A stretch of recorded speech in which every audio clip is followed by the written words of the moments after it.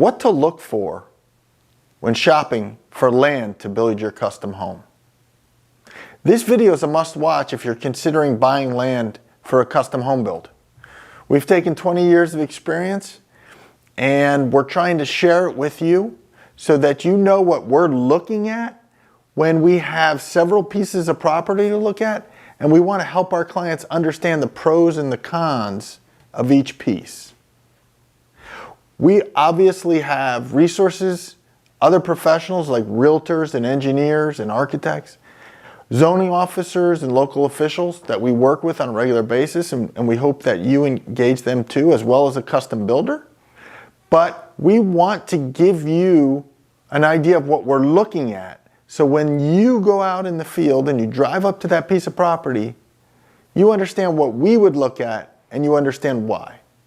Hi, I'm Andrew. I'm one of the owners of GTG Builders, and I appreciate you tuning into this video. If you're interested in buying a piece of land or any other thing about building a custom home, hopefully you'll subscribe to our channel and you'll see some of our other videos with information about budgeting and selecting a builder. We'll list some of those videos here so you can click on it and go to other things. Now, please forgive us for some of our older videos. We're just builders.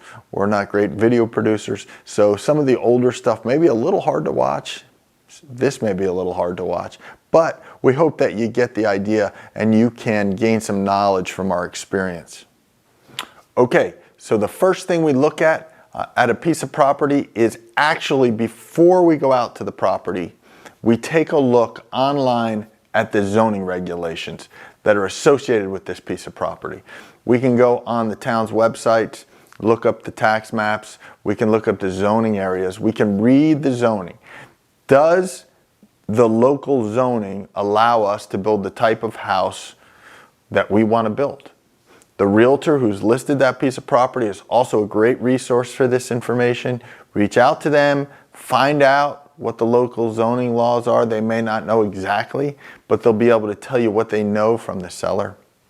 And one of the tricks that we use when we get to the lot and we're looking around, we're also looking at surrounding properties. Has there been homes built there recently in the past few years? And how do those pieces of property compare to ours? So one of the big ones is the lot we're looking at big enough? Some zoning areas it requires a 1/4 acre or a half or 1 acre. Some places it's 3 or 6 or 12 acres. So is the lot I'm looking at extremely small compared to the other lots I'm looking at that have modern houses on them? It's important that they're modern houses because zoning does change. So that's the number one thing we look at. Before we even get there, we're looking at what the zoning is. We're getting to be a little bit knowledgeable about the local zoning. And then when we get there on site, we're looking at what our lot looks like compared to some of the other modern homes. So the next thing we're looking for, and the very first thing I look at when I arrive on site, is soil conditions. I'm looking for wet soil conditions. Do I see swampy areas? Do I see wetlands vegetations growing anywhere on the site? And if so, I investigate those areas. I look for, do I have a dry area? Is the water running off? Do we not have a wet problem anywhere on site? The next thing we're looking for is rocky conditions. Do I see large rocks? Do I see small rocks? We look at the surrounding homes. Are there a lot of stone walls? Are there big rocks in the yard? Are septic systems built in mounds? When we see septic systems built in mounds, it usually means we have a high water table. So these are all things that give us an indication about what the soil conditions are and what's below the ground that we may have to plan to deal with. One trick is, if the piece of land comes with a septic already approved, associated with that septic will be a soil log. And just using common sense, by looking at that soil log, you can really tell where the water table is, and it helps you understand what the soils are like below the surface. The next thing I'm looking at when I arrive on site is geography, topography, and terrain. Does the land go directly up right off of the road? Does the land go directly down right off of the road? Is there any steep slopes? Is there any valleys that collect water. I want to know what things are like because it will affect how much work I have to do to make this land buildable. If the property falls off from the road, will my house be below the road level? If it goes straight up, will my house be up a hill to get to the house?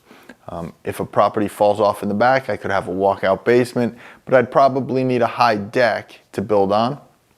And if I have a valley or low spots, I may need to bring fill dirt in to bring those areas up. So many clients potentially underestimate the costs of some of these conditions and how they affect building. So it's important to understand how topography, geography affect the final cost of building a custom home. So related to topography is the next thing we're looking at, and that is driveway construction. So some properties right off the road go up several feet, and that would be something that we need to cut into and create a visual sight triangle in that cut. That does take time, and time costs money in the construction process. Another thing we're looking for is, do we need to cross any water? Is there a trough next to the road that we need to get across to build a driveway? Or is the driveway excessively long, or is it excessively short? These are important because it costs money to build long driveways.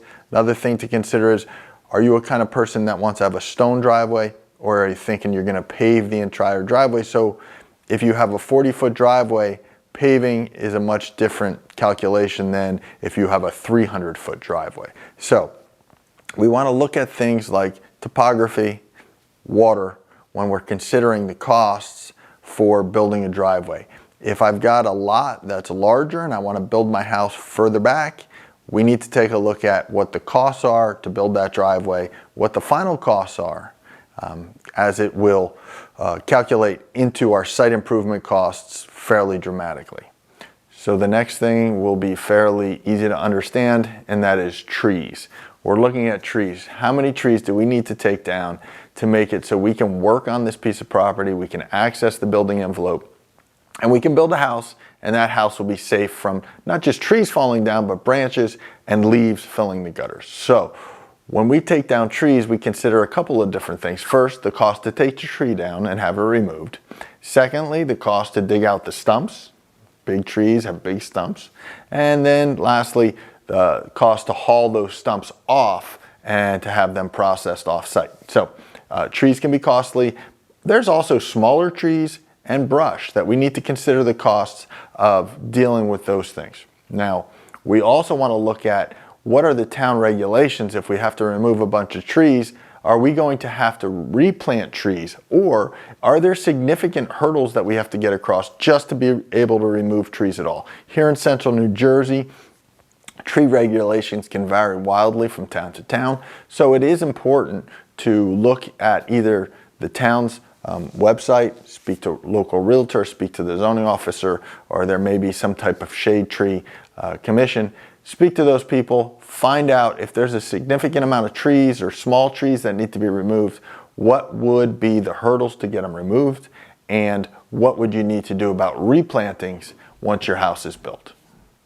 So the next thing we're looking at, and this is the big one, is utilities. And we can learn a lot from driving around neighborhoods. We want to know what public utilities are available and what private utilities are required. So, for example, we want to know if this house will be serviced by a public sewer or a private septic system. We'll want to know, is there public water available in the street, or are we going to be building a private well? We'll want to know, are most electric lines overhead or are they underground? And if I did buy this lot, where would I put my house, and how long would the electric lines need to run from where they are now to where my house is going to be? Another big one is, what type of fuel do we have? Is there gas in the street, or do the neighbors all have propane tanks that are buried, or is this an area where a lot of people have oil? Here in central New Jersey, where we don't have natural gas in the street, we tend to, with our modern homes, go with propane, and you can see those propane tank tops or the way that it's plumbed into the house and know, does this neighborhood have gas or are we getting some other type of fuel source? So the very last thing, number 7, is cost. How does the cost of this land alone compare to our overall project cost and budget? So we've all got a budget, whether it's big or small, and we have to be considerate on how much space land takes up in that overall project budget. Remember, we just looked at 6 other items that affect site improvement costs.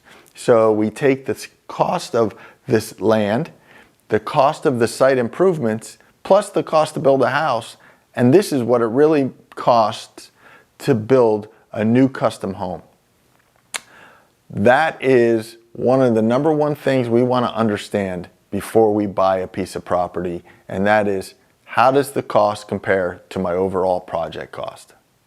So that's it. 7 things that you should be looking at when you go to look at a piece of property for your custom home. I highly recommend you find yourself some resources, a good realtor, a really trustworthy builder, a civil engineer, the local zoning officer. All these resources will be invaluable to you. I'm a bit jaded. I think that when you go out and you're looking at land, you should have a custom home builder that you think may be a good fit for you, looking at that land with you and for you, and their background and experience will be invaluable to you to understand the costs and the pros and cons of each one of these properties. We do it for every one of our clients that want us to, and we're happy to do it because it's a great opportunity to build a relationship. So if this video has been useful, give us a like, subscribe to our channel, and hopefully future videos will also be valuable to you.